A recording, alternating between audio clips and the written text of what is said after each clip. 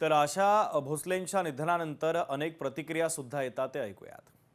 त्याला सकाळी 11 वाजल्यापासून त्या लोअर परेलला ज्या ठिकाणी त्यांचं निवासस्थान आहे ते 11 ते 3 वाजेपर्यंत त्यांच्या अंतिम दर्शनासाठी आपण सगळे भेटणार आहोत.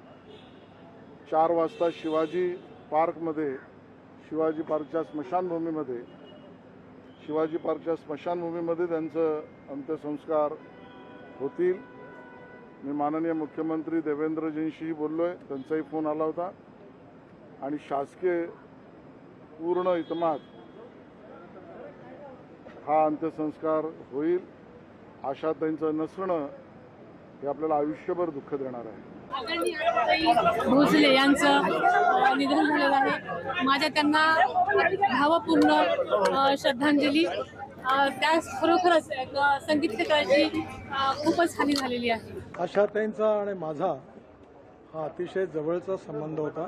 खऱ्या अर्थाने आपल्या या पूर्ण संगीताच्या क्षेत्रामध्ये लतादीदींनी ज्याप्रमाणे आपलं नाव जगात पोहोचवलं तेवढंच आशाताईंनी देखील जगामध्ये त्यांच्या गायनाच्या विशेषतः ज्या गाण्यांमुळे भारतीय संगीताला त्यांनी जगात पोहोचवलं.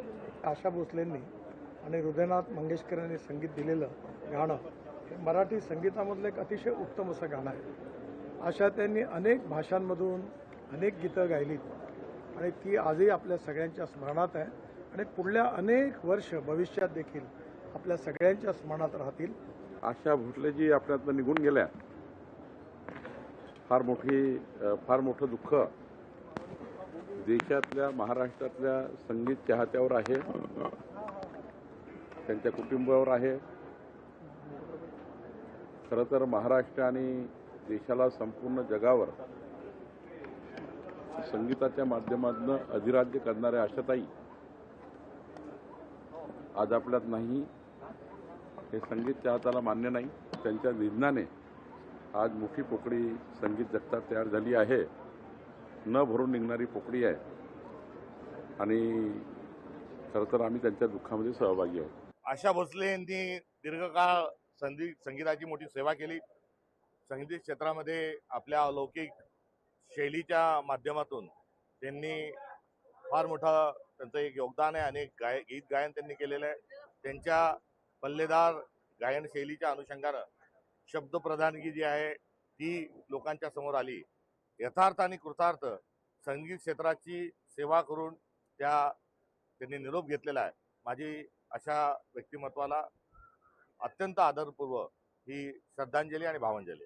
आशालता भोसले यांचं आज दुर्दैवी निधन झाल्याची बातमी आली आहे. जवळजवळ 12,000 पेक्षा जास्त गाणी जी आहेत त्यांनी गायलेली आहेत आणि तीसुद्धा केवळ हिंदी गाणीच नाहीत तर देशातल्या आणि परदेशातल्या 20 इतर भाषांमधली सुद्धा गाणी त्याने गायलेली आहेत. मी माझ्या कुटुंबियांच्या वतीनं सगळ्यांच्या वतीनं जे आहेत त्यांना आदरपूर्वक आदरांजली श्रद्धांजली वाहतो. She had given 5 lakhs to Maharashtra's drought relief fund. She has contributed not just through supporting education for the underprivileged, but also running many initiatives. And I think as a goodwill ambassador for the Global Indian Music Awards, she has genuinely always been talent personified, grace personified, and never letting her 92 years affect her. So we wish her a speedy recovery. आशा दीदींचा हृदयविकारांनी मृत्यू झाल्याची दुःखद बातमी संपूर्ण भारतामध्ये आणि महाराष्ट्रामध्ये शोककळा निर्माण करेल. एक उच्च कोटीच्या गायिका, लोकप्रिय गायिका, विविध भाषेमध्ये सुद्धा गायत असताना मराठीची आस आणि मराठीची कास न सोडणारी, मराठी माणसांना लुभावणारी, त्याबरोबरच हिंदीमध्ये सुद्धा देशभरामध्ये स्वतःची लोकप्रियता निर्माण करणारी अशी एक उत्तम गायिका, लोकप्रिय गायिका भारत देशाने गमावली आहे. मी माझ्या कुटुंबातर्फे, माझ्या पक्षातर्फे, विधिमंडळ काँग्रेस पक्षाचा नेता म्हणून मी त्यांना भावपूर्ण श्रद्धांजली अर्पण करतोय. आज त्यांचं दुःखद असं निधन झालेलं आत्ताच बातमी कळलेली आहे. संपूर्ण महाराष्ट्र शोकाकुळ असणार आहे, कारण मंगेशकर कुटुंबियांच्या घरामध्ये जन्मलेल्या आमच्या लता दिदी असतील, आशा दिदी असतील, त्यांचं संपूर्ण कुटुंब. परंतु आता आशा दिदींचं हे आत्ता वार्ता कळल्यानंतर संपूर्ण महाराष्ट्र हळहळलेला आहे. आम्ही त्यांच्या दुःखामध्ये सहभागी होऊन त्यांना भावपूर्ण श्रद्धांजली अर्पण करतो आणि त्यांच्या आत्म्याला चिरशांती लाभावी अशी ईश्वराकडे प्रार्थना करतो. सर्व प्रकारच्या भावना आपल्या स्वरातून उतरवणाऱ्या आशाबाई, एक मराठी गायिकेने संपूर्ण विश्वाला भुलवून टाकलं. प्रत्येक तरुणाला आपल्या मनातील प्रेम असो, विद्रोह असेल, तो त्यांच्या स्वरातून जाणवत होता, तो आपला स्वर वाटत होता. अशा आशाताईंचं आज निधन झालेलं आहे. त्यांना भावपूर्ण श्रद्धांजली. संगीत की दुनिया में उनका बड़ा नाम था और आज उनका निधन हुआ है तो हमको लगता है कि संगीत की दुनिया में बड़ी क्षति हुई है. हम लोग सभी उनके परिजनों के प्रति संवेदना प्रकट करते हैं, ईश्वर से प्रार्थना करते हैं कि उनकी आत्मा को जो है शांति प्रदान की. एक 2-3 दिवसापूर्वीच प्रकृती बिघडली, त्यांना ॲडमिट करण्यात आलं आणि आत्ताच तुमच्याकडून मला कळलंय की त्यांचं देहावसन झालंय अशी बातमी आपल्यापर्यंत आली. मी सर्वप्रथम आपल्या जालना जिल्ह्याच्या वतीने, खासदार या नात्याने आणि काँग्रेस पक्षाच्याही वतीने आणि माझ्या परिवाराकडून त्यांच्याबद्दल, त्यांचं जे निधन झालं त्याबद्दल आदरांजली वाहतो.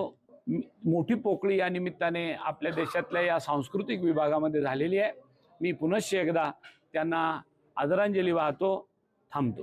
93 एजमध्ये ते ॲक्टिव्ह होते. या दिवशी त्यांचा निधन झाला, त्या दिवशी पण त्यांच्या दुपारचं भोजन आपल्या परिवारच्या लोकांच्या बरोबर केला होता. हा दुःख घटनामध्ये त्यांचे परिवारच्या सोबत, त्यांच्या चाहत्याच्या सोबत आपण सर्वजण आहे. मी त्यांना माझ्यातर्फे मनापासून श्रद्धांजलि वाहतो. बहुत दुखद समाचार पूरे संगीत जगत और फिल्म जगत के लिए है, जहां बहुमुखी और महान गायक आशा भोसले हमारे बीच में नहीं रही. भारत ने एक ऐसी गायिका को खोया है जिसने कई पीढ़ियों को प्रेरित किया, मनोरंजन दिया और उनके दिलों में रही और आगे भी हमारे दिलों में बनी रहेंगी. उनकी क्षति को, ये वैक्यूम जो है, ये खालीपन जो है, इसको कोई और नहीं भर सकता.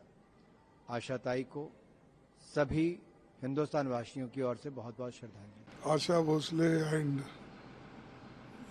both sisters, Asha Bhosle, Lata Mangeshkar, both sisters are very good singers and they brought the name and fame to the country.